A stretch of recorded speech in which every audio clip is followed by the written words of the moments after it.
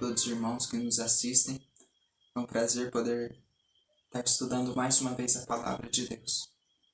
Nós vamos hoje dar sequência no estudo que começamos há alguns dias com relação à sequência profética descrita em Mateus 24 pelo nosso Mestre Jesus.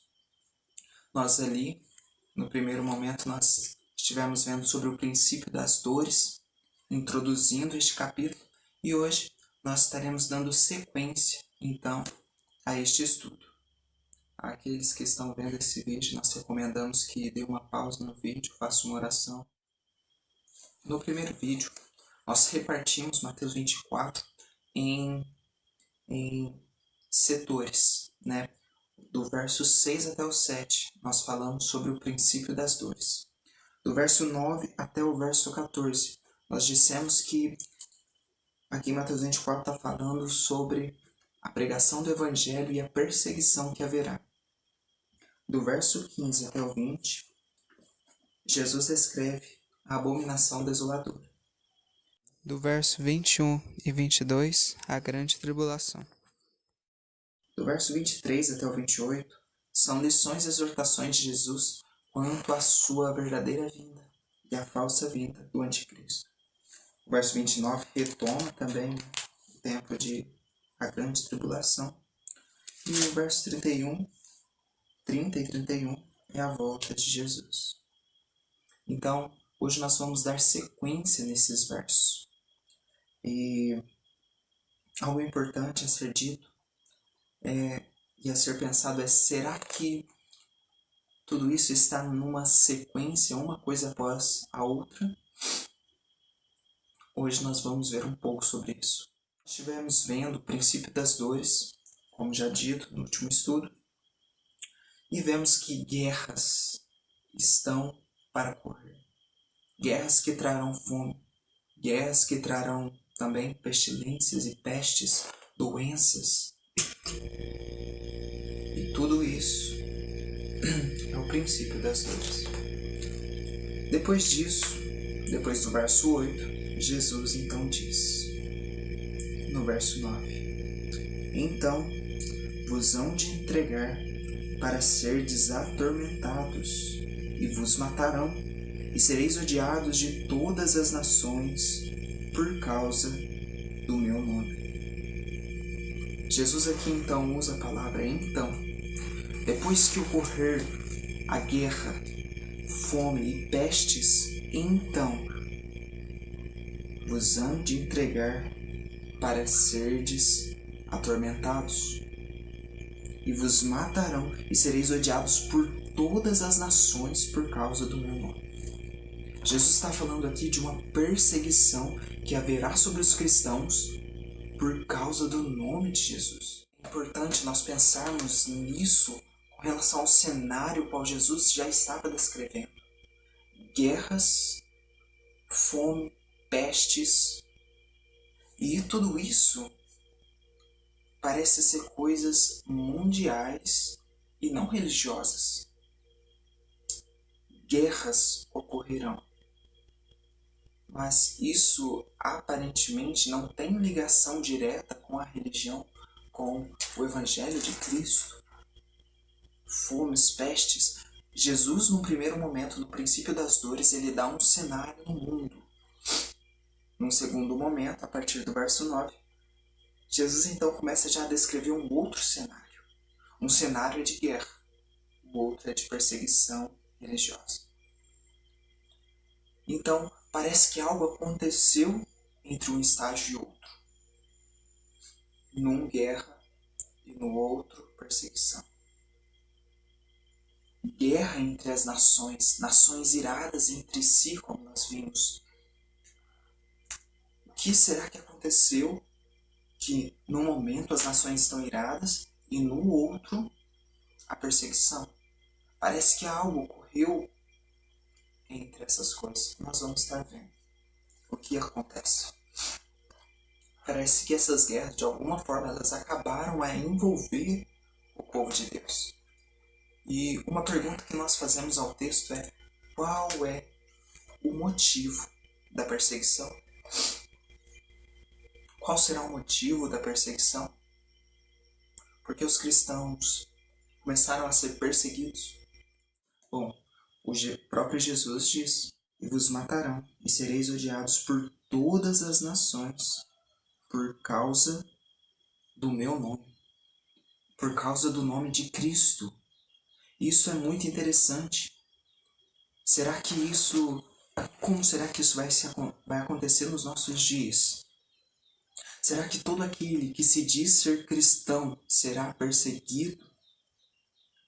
Isso já acontece, uma certa perseguição já acontece nos nossos dias. Mas será que todos aqueles que forem cristãos, que se dizerem de si mesmos que são cristãos, serão perseguidos? Será que é isso que ocorrerá?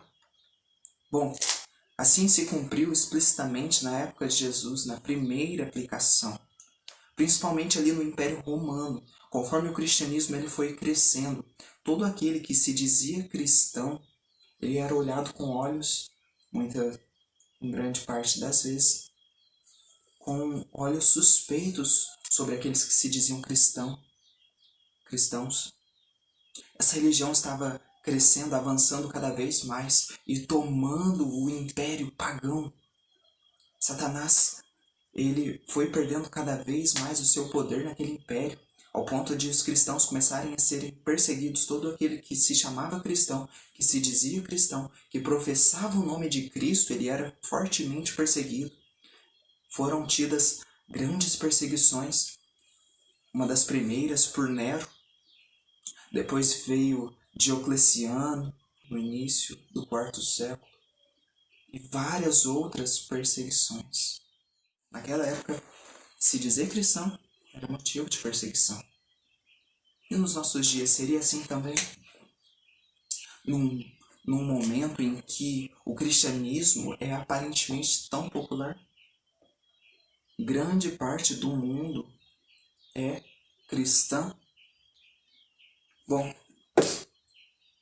é algo para nós pensarmos. Será que esse vai ser o motivo da perseguição dos nossos dias? Ser chamado de cristão? Muitos cristãos não entendem esse verso. Porque a perseguição do fim, ela virá para os que verdadeiramente são cristãos. Os que verdadeiramente levam o nome de Jesus. Vemos no mundo hoje, grande parte, um cristianismo conformado com o mundo. Um cristianismo que faz as mesmas coisas que o mundo. Um cristianismo que come as mesmas coisas que o mundo. Que veste como o mundo. Que ouve as mesmas coisas que o mundo. Que vê as mesmas coisas que o mundo. Não é esse cristianismo que vai ser perseguido por causa do nome de Cristo.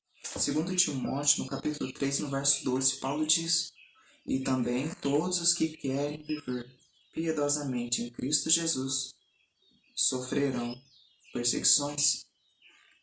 Quantos hoje têm sido perseguidos de fato? E qual é a causa disso? Por que não vemos muitos sofrendo como os apóstolos sofreram? Grande parte. É porque falta vida piedosa. A perseguição, ela é como um termômetro da piedade. E é por isso que nós vemos um mundo com tanta pouca perseguição de fato. Geralmente os cristãos vão citar as perseguições que ocorrem lá no Oriente Médio, mas será que é isso que Jesus falava? Olha o que Jesus falou para os seus discípulos: vós sereis odiados por todos os homens. Porque o mesmo não ocorre conosco. É porque a igreja se conformou com o mundo, mas haja um reavamento da primitiva piedade. E novamente os fogos se acenderão. Os fogos da perseguição se acenderão.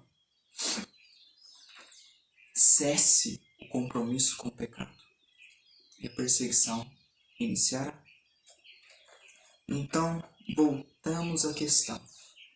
Qual o motivo da perseguição dos últimos dias? Jesus disse: sereis odiados de todas as nações por causa do meu nome. Mas o que isso representa? Quem é que de fato carrega o nome de Jesus? É importante nós entendermos que na Bíblia, quando a Bíblia fala de nome, ela está falando do caráter de alguém. Então, quando alguém mudava o caráter, ele mudava o nome. Nós vemos um exemplo bem claro disso aqui em Isaías 9, verso 6. Um verso conhecido que diz: E o governo estará sobre seu ombro, e seu nome será chamado Maravilhoso, Conselheiro, o Deus Forte, Pai Eterno, o Príncipe da Paz. Então, qual é o nome de Jesus? Como ele será chamado? Conselheiro, porque esse é o seu caráter. Maravilhoso, porque isso é o que ele é. Deus Forte. Esses são os atributos de Jesus.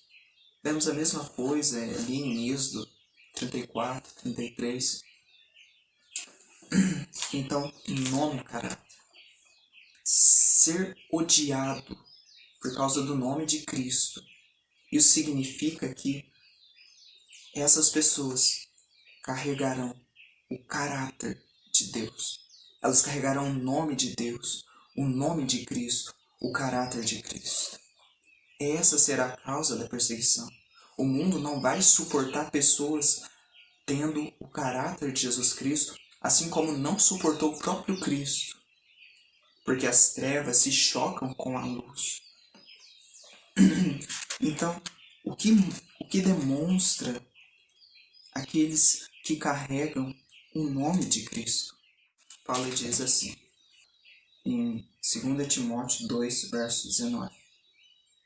Todavia, o fundamento de Deus fica firme, tendo este selo: o Senhor conhece os que são seus, e qualquer que profere o nome de Cristo, aparte-se da iniquidade. Então, qual é a característica daqueles que levam o nome de Jesus? Eles se apartam da iniquidade. Esses serão os cristãos que serão perseguidos. Eles se apartam da iniquidade. Eles se apartam do pecado. Essa é a característica e esse é inclusive o motivo da perseguição. O apartar-se do mal, o apartar-se da iniquidade. Porque assim como a iniquidade tem se aumentado cada vez mais, os cristãos se apartam disso. Eles iluminam as trevas e por isso serão perseguidos. Só que esse é o motivo espiritual da perseguição. O que estará ocorrendo no mundo? Bom, se o apartar-se da iniquidade é o motivo da perseguição, então a iniquidade ela vai precisar se materializar de alguma forma no mundo. E onde nós encontramos isso? Acontece, irmãos, que nós vemos muitos cristãos que não são cristãos. Ao mesmo tempo que o verdadeiro cristão ele se aparta da iniquidade, dizendo a Tito, Paulo dá uma outra característica de uma outra classe de cristão. Tito 1,16. Eles professam que conhecem a Deus, mas com as obras o negam, sendo abomináveis e desobedientes e reprovados para toda boa obra. Então, professa que segue a Cristo, mas o nega nas suas obras. Então, o verdadeiro cristão se aparta da iniquidade. O falso cristão professa o nome de Cristo, mas pelas suas obras o nega. Então, a perseguição virá e ela vai separar um do outro. Neste momento ocorre o que é chamado nas Escrituras de sacudidura. O falso cristão será separado do verdadeiro cristão. E o que fará com que se separe um do outro? Bom, para haver separação, precisa-se haver uma avaliação. será avaliado pelos registros celestes, o falso do verdadeiro, o imundo do puro. Agora, para ser avaliado, se precisa passar por uma prova, certo? Qual será essa prova? Nós então começamos a entender aqui que foi omitido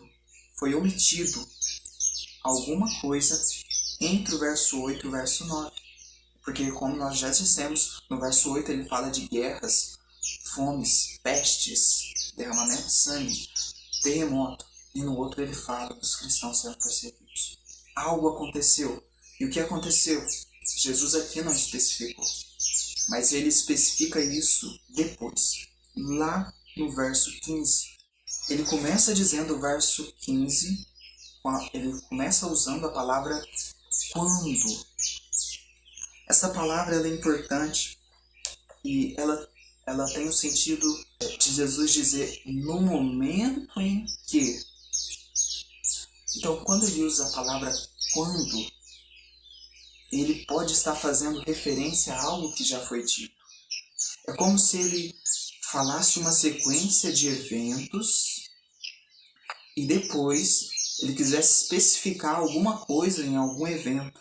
Portanto, ele retoma algo que foi dito. Então, esse seria o intuito de Jesus no verso 15. Jesus aqui ele vai explicar, ele vai identificar qual que vai ser essa prova que vai separar o falso do verdadeiro.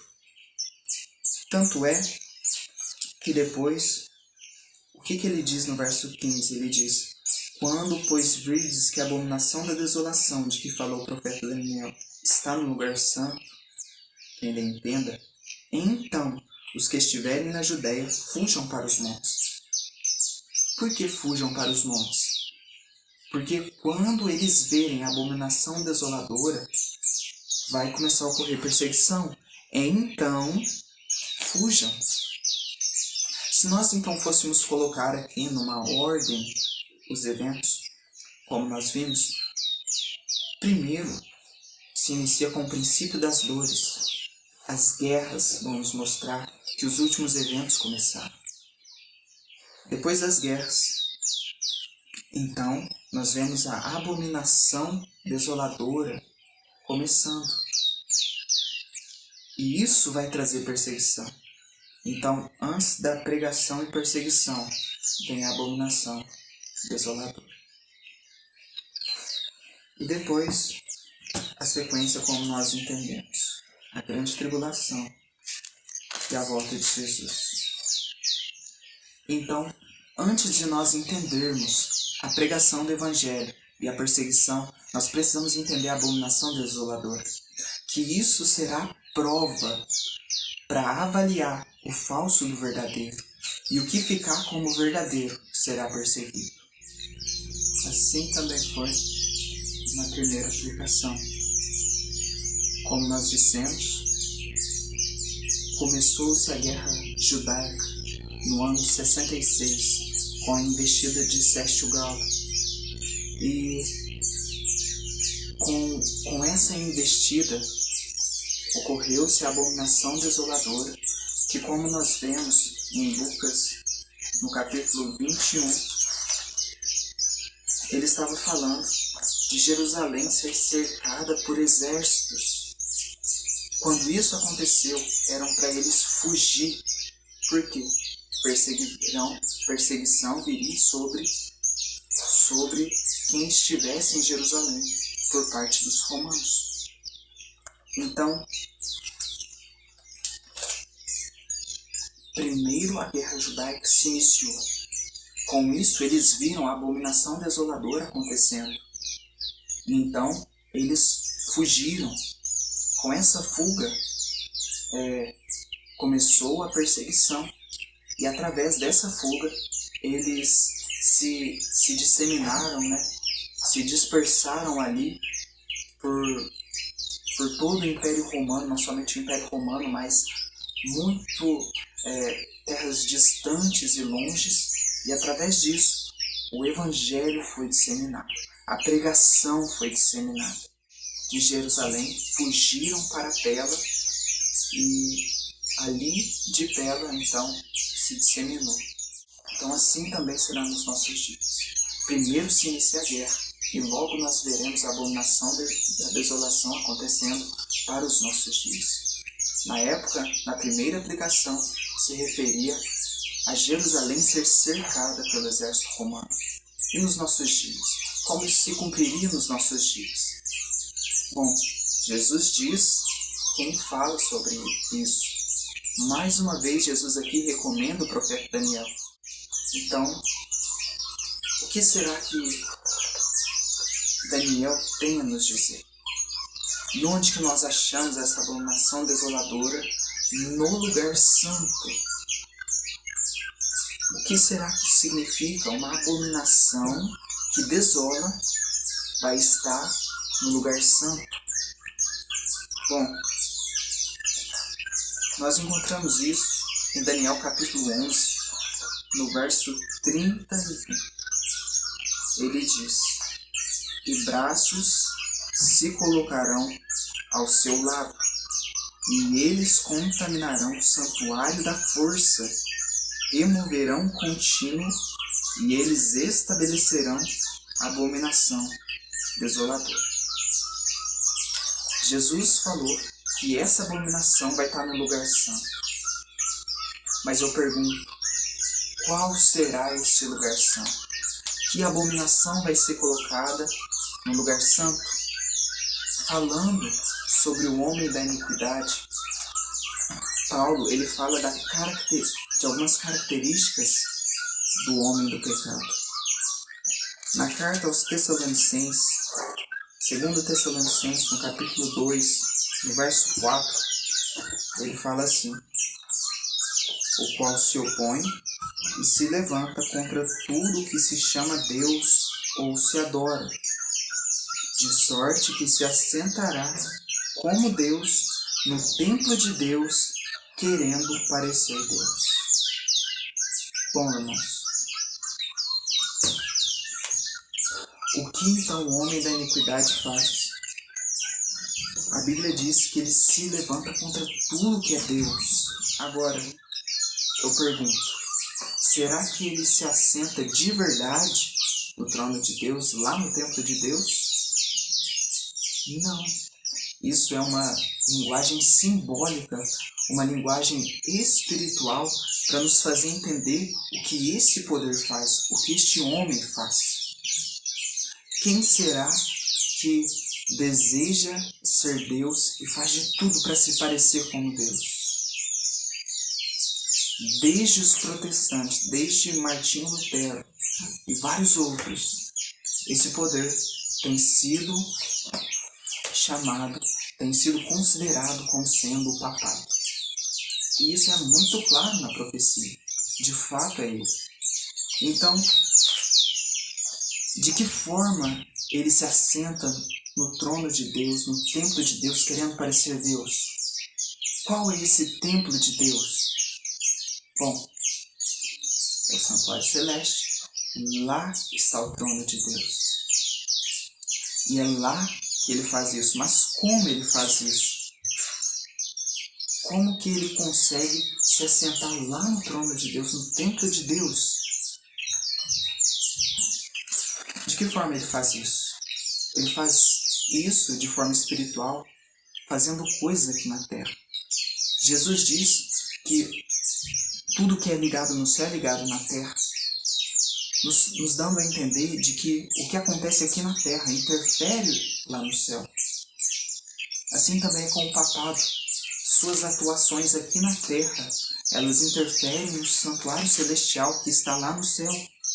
Nós vemos isso também em Apocalipse capítulo 13, falando do mesmo poder. No verso 6 diz: e ele abriu a boca em blasfêmia contra Deus. Isso na onde? No céu ou na terra? Ele abre a boca contra Deus aqui na terra. Mas o que ele faz? Para blasfemar o seu nome e o seu tabernáculo, o tabernáculo de Deus, o templo de Deus, o templo erigido não por mãos humanas, como diz Hebreus 8, e os que habitam no céu. Então, com as suas blasfêmias aqui na terra, ele interfere no tabernáculo de Deus. Nós vemos isso também em Daniel, por exemplo, em Daniel, no capítulo 8, a partir do 10, falando do mesmo poder, Roma papal, o papado.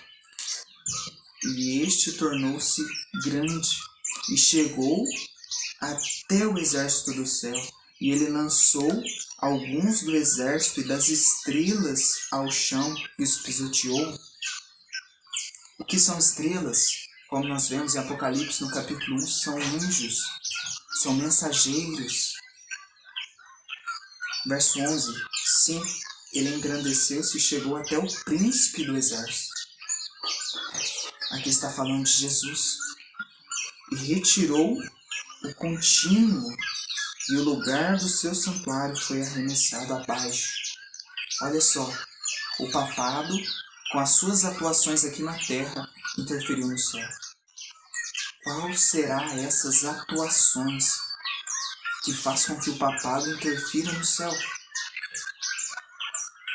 Num verso quase que paralelo, em Daniel 7, 25, falando mais uma vez do mesmo poder, o papado, ele diz: e ele falará grandes palavras contra o Altíssimo, e irá consumir os santos do Altíssimo, ou seja, perseguição, e intentará mudar tempos e leis.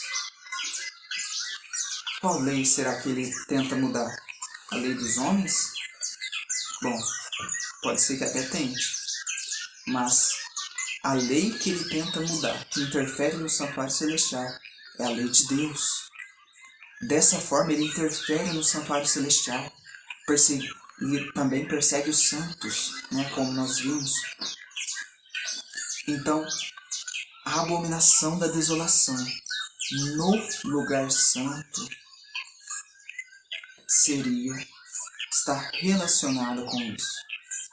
Mudar tempos e lei. Dessa forma, o papado ele consegue chegar no santuário celestial. Agora, por que isso? Qual é a base do trono de Deus? É justiça e misericórdia, como diz Salmos. O que está lá no lugar mais santo do universo, que é o Santíssimo do Santuário Celestial, está a Arca da Aliança. E o que contém na Arca da Aliança? No tipo estava maná, o bordão de Arão e os 10 mandamentos. Então, qual é o intuito do santuário celestial? É a purificação e redenção do homem. É o perdão dos seus pecados e a purificação dos mesmos. E o que é pecado? Desobediência à lei de Deus, como nos diz 1 João 3,4. Então, dizer, para que serve o santuário? Para que ele foi erigido não por mãos humanas? Para que o homem que é desobediente, ele seja perdoado da sua obediência e se torne um homem obediente. Obediente à lei de Deus. Agora, quando um poder ele muda a lei de Deus, o homem que era desobediente à lei, não tem como mais ele se tornar obediente, porque a lei foi mudada. Então, dessa forma, mudando a lei de Deus aqui na terra, esse poder interfere na obra que está sendo levada lá no céu. Qual parte da lei de Deus foi mudada? Quando nós olhamos para os mandamentos que o catolicismo prega, que foi ele quem mudou, nós vemos 2 mandamentos contrários ao que está na palavra de Deus. Quando se olha no catecismo romano da Igreja Católica, nós vemos que o 2º mandamento, que fala sobre não adorar imagens, é tirado, é excluído. E qual que é o mandamento mudado? Esse foi excluído. O mandamento mudado é o 4º mandamento. Êxodo 20 diz para nós lembrarmos do sábado. E o que Roma diz? No catecismo ele diz para guardarmos domingos e festas. Inclusive, essa lei ela foi imposta a homens no Império Romano, por exemplo, na época de Constantino. Constantino fez com que todo o Império Romano tirasse o dia de domingo para ser guardado, motivado por Eusébio. Ele falou que Deus havia mudado do sábado para o domingo. Então decretos assim já foram feitos. Decreto assim novamente será feito. E essa será a prova para o povo de Deus. Essa será a prova para o povo de Deus. Como nós vimos, aquele que se chama pelo nome de Jesus, ele se aparta da iniquidade, ele se aparta do pecado. E quando entendemos que pecado é desobediência à lei de Deus, nós entendemos que como será essa prova que vai avaliar o verdadeiro do falso. Os verdadeiros, eles se apartarão do pecado. E tendo então um decreto impondo a desobediência a Deus, tendo um decreto impondo o pecado, os verdadeiros cristãos não obedecerão esse decreto. Então, como nós, voltando aqui a Daniel capítulo 11, verso 31, diz que braços serão colocados sobre o poder. Qual poder? Daniel 11, a semelhança de Mateus 24, conseguimos encontrar duas aplicações nele. Uma histórica e outra para os nossos dias. Na aplicação histórica, esse poder que recebe braços é o papado. Mas nos nossos dias será um outro poder, no qual nós vemos em Apocalipse 13, que é chamado de imagem da besta, isto é, uma imagem do papado.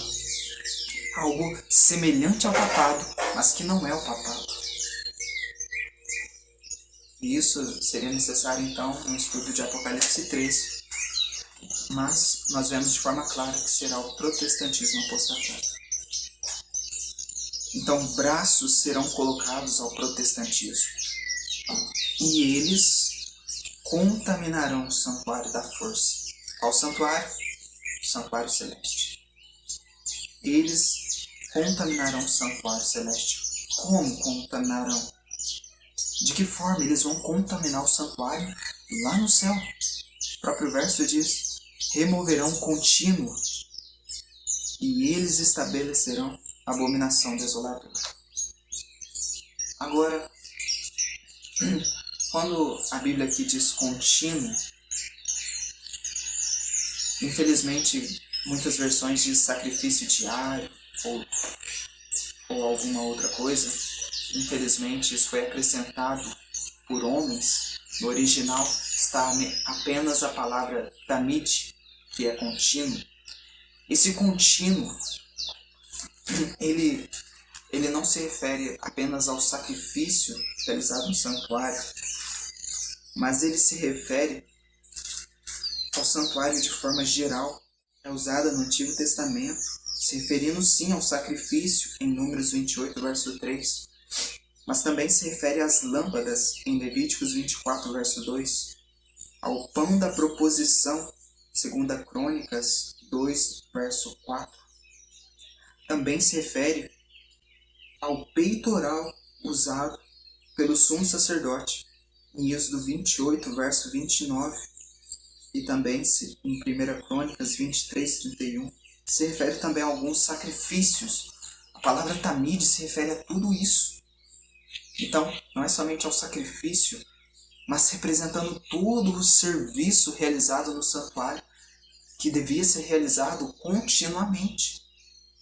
Em Hebreus, no capítulo 7, do 1 ao 5, nós vemos ali falando sobre a obra de Jesus, simbolizada por Melquisedeque, que é também uma obra contínua, que não tem início e nem fim. Então, a palavra contínuo significa a todo o serviço realizado no santuário celestial, que tem o intuito de redimir o homem, perdoar sua transgressão e o tornar puro, o tornar obediente. Então, o Rei do Norte, este poder, protestantismo apostatado, ele vai tirar isso. Ele vai remover o trabalho de Jesus. De que forma? Estabelecendo a abominação desoladora. O que será que é isso? Nós já falamos aqui, mas vamos comprovar mais uma vez na Bíblia. Pelo nome nós entendemos que é algo abominável a Deus.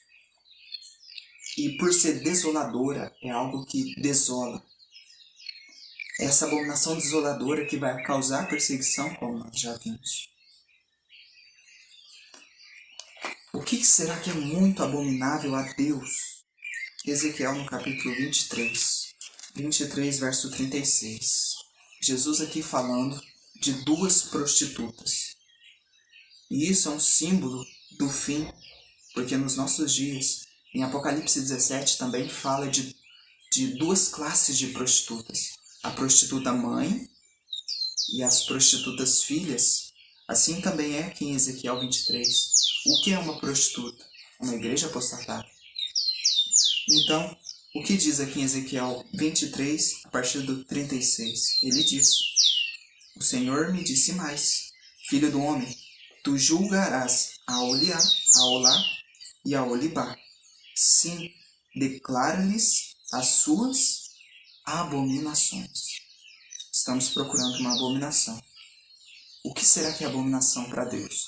Aqui ele vai citar algumas coisas que a igreja apostatada faz. Olha só o verso 37. Porque cometeram adultério e sangue há nas suas mãos, e com seus ídolos cometeram adultério, e também fizeram com que seus filhos que de mim geraram passassem através do fogo para os devorar. Quais são as duas características dessa prostituta? Comete adultério com ídolos. Não seria com imagens. Além disso, persegue os filhos de Deus. Verso 38. Então, nós vimos um pouco das abominações que é feita. E no verso 38 diz: ademais, isto fizeram a mim. Contaminaram o meu santuário no mesmo dia e profanaram os meus sábados. Então, isso aqui é um tipo para os nossos dias. O que fazem? Contaminam o santuário, como nós vimos, e também profanam os sábados. Isso será abominação desoladora. Está relacionado com profanar o sábado. E o que mais? De que forma será que se profana o sábado? O livro de Ezequiel, ele fala sobre abominações. Mais uma vez, no capítulo 8, ele vai falar qual é a maior de todas as abominações. O capítulo 8 é o capítulo das abominações. E ele fala sobre várias abominações que a igreja apostatada estava fazendo. E a maior de todas as abominações nós encontramos no verso 16, dizendo, no final do verso: e eles adoravam o sol em direção ao leste. A maior de todas as abominações tem a ver com a adoração ao sol. E isso está relacionado com profanar o sábado. Nos nossos dias, qual seria a forma atual de adorar o sol? O descanso, o domingo. Que durante toda a história, em todos os povos pagãos, essa adoração ocorria no domingo. Dessa forma, será profanado o santuário. Dessa forma, será retirado o trabalho de Jesus no santuário. Será retirado o contínuo. E essa será a prova que vai mostrar o verdadeiro e o falso cristão. Então, essa será a prova.